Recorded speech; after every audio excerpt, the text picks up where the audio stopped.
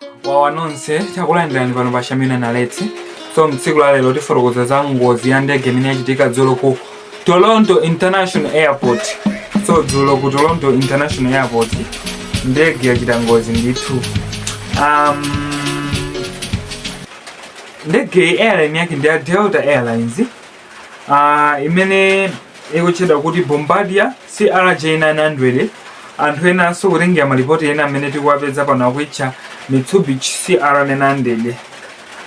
Ndege imachokera ku Minneapolis St. Paul International Airport ndipo imapita ku Toronto Pearson International Airport. Ndithu ndege idafika.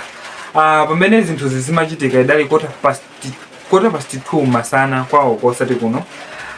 Ndege imanyamula anthu okwana 76 kuphatikizirapo so follow ena amene ali makhu members. Ndipo ndege idapanga clash pamene idafika.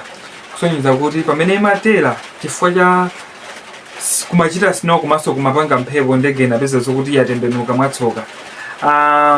Ma injury amene anapangidwa confirm mpaka panopa ndi 18.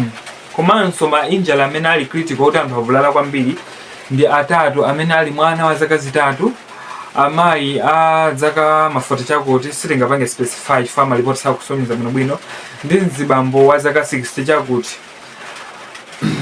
Ma medical response ikuoneka kuti inali bwino chifukwa zitangochitika zimene zima ambulance anathamangira pamalopo kwacho sa anthu ovulala aja. Anthu ena atalawa mchipatala sanachedwe moti pano ali m'makwawo, koma anthu atatu amene ndikatchula ndo kuti adakali kuchipatala mpaka pano. Zithuzi zikuonesa kuti ndegeyi mbali ina khupe la mbali ina lachoka ndithu komanso imatuluka usi mwayi wake sidaphulike. Ma possible causes monga mmene tanenera muja ndi mphepo yamphamvu komanso snow amene amachita ngakhale anthu amene ali ku airport kwamanena zokuti mutala runway muja munalibe snow inali yesi munali mwagwa ndesiri kuziwa. Ma statement ma authorities ku Canada ndi ku United States of America sadakambe zambiri akuti angonyadira kuti Palibe Amene Wamwalira ndipo panopa chimene akuchita ndikafukufuku kayi ndipo safotokoza zambiri.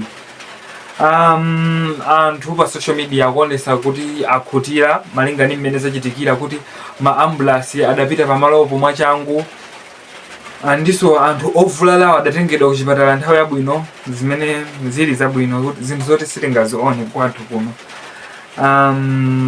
Nkhani yake ndi imeneyo ndithu.